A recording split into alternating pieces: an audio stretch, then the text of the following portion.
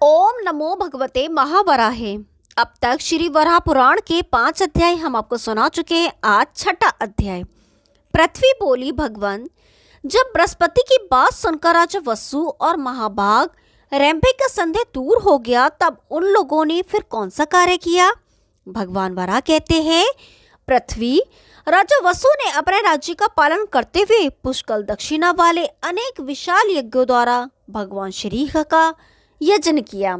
उन्होंने देव देवेश्वर भगवान नारायण को यज्ञादि कर्मों के अनुष्ठान द्वारा तथा सभी प्राणियों में अभेद दर्शन की साधना करके प्रसन्न कर लिया। इस प्रकार बहुत समय बीत जाने पर राजा वसु के मन में राज्य का उपभोग करने की इच्छा निवृत्त हो गई और उनके मन में इस द्वंद्व में संसार से मुक्त होने की कामना जाग उठी। अतः उन्होंने अपने 100 पुत्रों में सबसे बड़े राजकुमार विवस्वान को राज सिंहासन पर अभिषिक्त कर दिया और स्वयं तपस्या करने के विचार से वन में चले गए। वे सभी तीर्थों में श्रेष्ठ पुष्कर तीर्थ में जा पहुंचे। वहां भगवत परायण पुरुषों द्वारा पुंडरीकाक्ष भगवान केशव की सदा उपासना होती रहती है।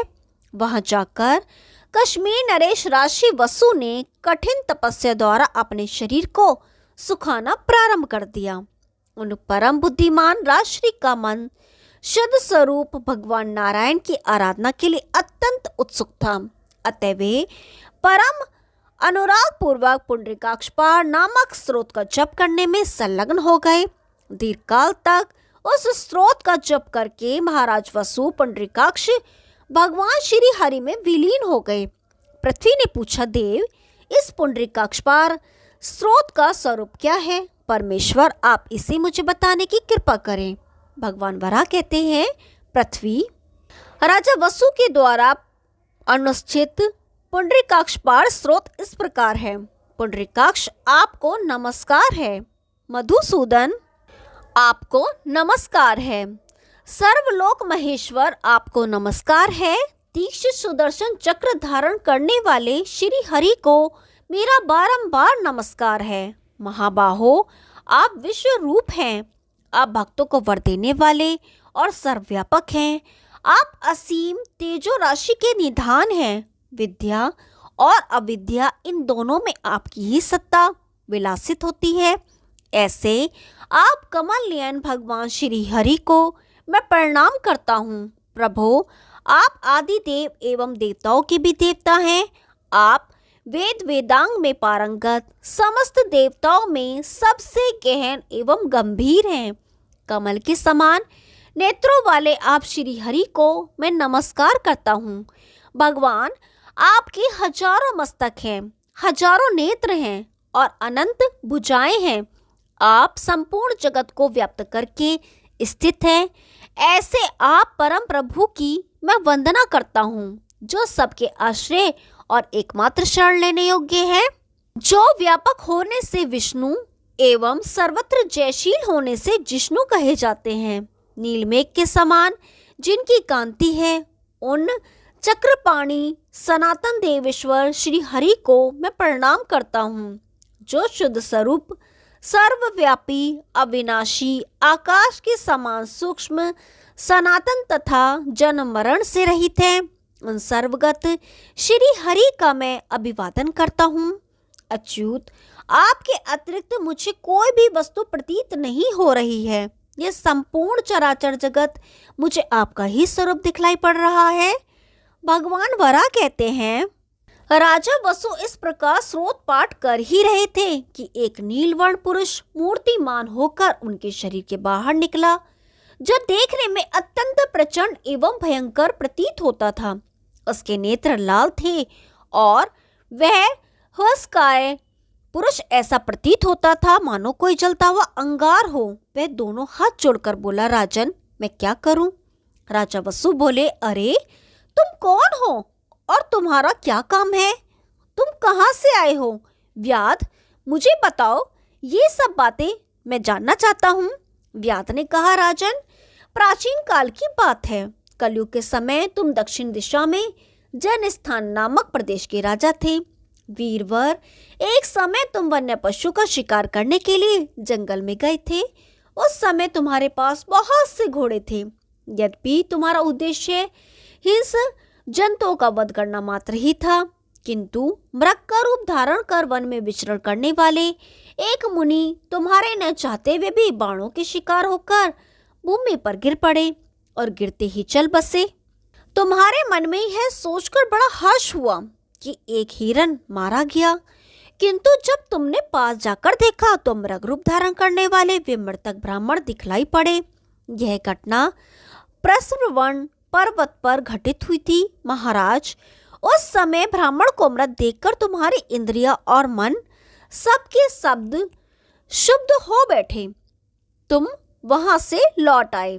तुमने यह घटना किसी और को भी बतला दी।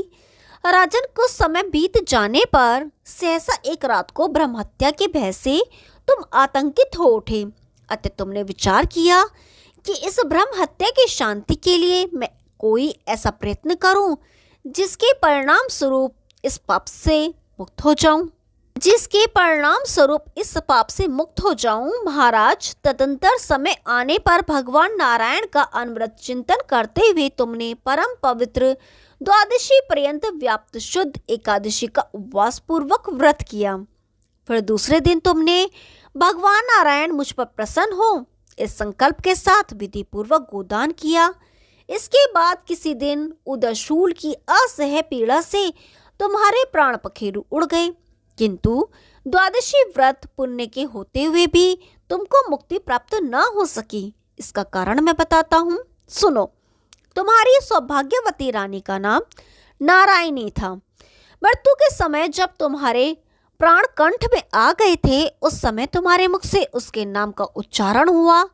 उसी से तुम्हें उत्तम गति की प्राप्ति हुई और तुमको एक कल्प पर्यंत विष्णु लोक में निवास प्राप्त हुआ। विष्णु लोक में गमन करने के पूर्व मैं तुम्हारे शरीर में स्थित था, अतः ये सब बातें मैं जानता हूँ। मैं उस समय एक भयंकर ब्रह्म राक्षस के रूप में था और तुमको अपार कष्ट देना चाहता था। इतने में भगवान विष्णु के पार्षद आ गए और उन्होंने मूसलों से मुझे मारा, जिससे मैं संशीन होकर तुम्हारे रोमकूपों के मार्ग से निकलकर बाहर गिर पड़ा। महाभाग, इसके पश्चात ब्रह्मा का एक अहोरात्र कल्प की अवधि समाप्त होने पर महाप्रलय हो गया। तदंतर सृष्टि के आरंभ होने पर इस कल्प में तुम कश्मीर के राजा सुमना के पुत्र रूप में उत्पन्न हुए हो। इस जन्म में भी मैं तुम्हारे शरीर में रोमकूपों के मार्ग से पुनः प्रविष्ट हो गया। तुमने इस जन्म में भी अभूत दक्षिणा वाले अनेक यज्ञों का अनुष्ठान किया, किंतु ये सभी यज्ञजनित पुण्य तुम्हें मुझे शरीर से बाहर निकालने में असमर्थ रहे, क्योंकि इनमें भगवान विष्णु के नाम का उच्चारण नहीं हुआ था। अब तो तुमने इस पुंडिक्राक्ष पार स्रोत का पाठ रूप अनुष्ठान किया है। इसके प्रभाव से तुम्हारे शरीर से मैं रोमकूपों के मार्ग से बाहर आ गया हूँ। राजेंद्र, मैं वही ब्रह्म राक्षस अव्याध बनकर पुनः प्रकट हुआ हूँ। पुंडरीकाक्ष भगवान नारायण के इस स्रोत के सुनने के प्रभाव से पहले जो मेरी पापमयी मूर्ति थी वह अब समाप्त हो गई। मैं उससे अब मुक्त हो गया। राजन, अब मेरी बुद्धि में धर्म का उदय हो गया है। यह प्रसंग सुनकर महाराज वसु के मन में आश्चर्य की सीमा न रही। फिर तो बड़े आदर के साथ वे उस व्याध से बात करने लगे। राजा वसु ने कहा, व्याध, जैसे तुम्हारी कृपा से आज मुझे अपने पूर्वजन्म की बात याद आ गई, वैसे ही तुम भी मेरे प्रभाव से अब व्याध न कहलाकर धर्म व्याध के नाम से प्रसिद्ध होगे। जो पुरुष इस पुंडरीकाक्षपार नामक उत्तम स्रोत का श्रवण करेगा, उसे भी पुष्कर क्षेत्र में विधि पूर्वक स्नान करने का फल सुलभ होगा।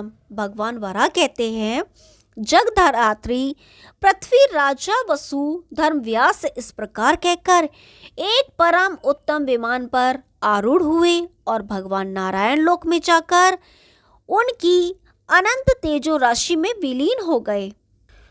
ओम नमो भगवते महावराहे। छठा अध्याय समाप्त हुआ। कल 7वां अध्याय शुरू करेंगे। तब तक के लिए नमस्कार।